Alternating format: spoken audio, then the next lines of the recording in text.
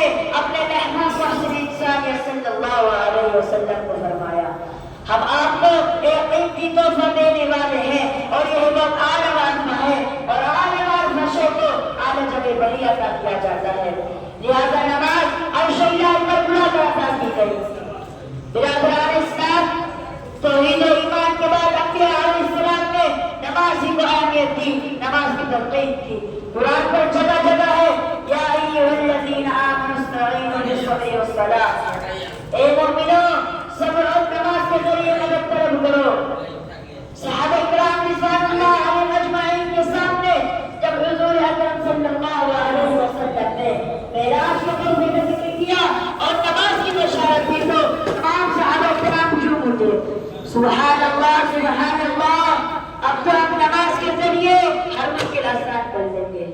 اب تو ہمیں خدا سے مانگنے کا راستہ مل گیا ہے 5 وقت کی نماز ادا کریں گے 500 نوافل کا ثواب ملے گا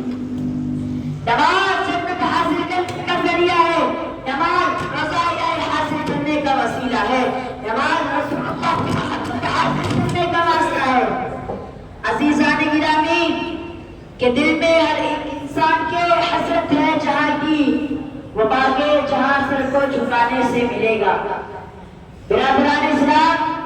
کوئی متقی نماز کے بغیر متقی نہیں ہو سکتا کوئی ولی نماز کے بغیر ولی نہیں ہو سکتا کوئی کتب نماز کے بغیر کتب نہیں ہو سکتا حضور صلی اللہ علیہ وسلم نے بھی نماز ادا کی صحابہ کرام نے بھی نماز کی پابندی کی تابعین نے بھی ترک نماز نہیں کی تبع تابعین نے بھی ترک نماز نہیں کی ائمہ مجتہدین نے بھی نماز کو بدل کر رکھا اور یہ کرام نے بھی نماز کو اختیار کیا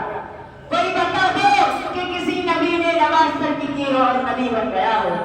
کوئی ولی نماز کے بغیر ولی بن گیا ہو کوئی کتب نماز کے بغیر کتب بن گیا ہو کوئی امام نماز کے بغیر امام بن گیا ہو آپ بتا نہیں سکتے اس لیے کہ عمل محبوب عمل ہے نماز سے قلوب کو نورانیت ملتی ہے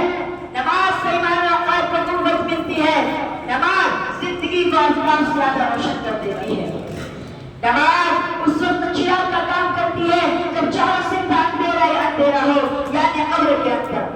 نماز مسائل پریشانی کو ٹال دیتی ہے نماز سے انسان افضل و ارفع ہوتا ہے کیوں نہ ہو نماز ہے ایسا تحفہ جسے شیطان کا منہ کالا ہو جاتا ہے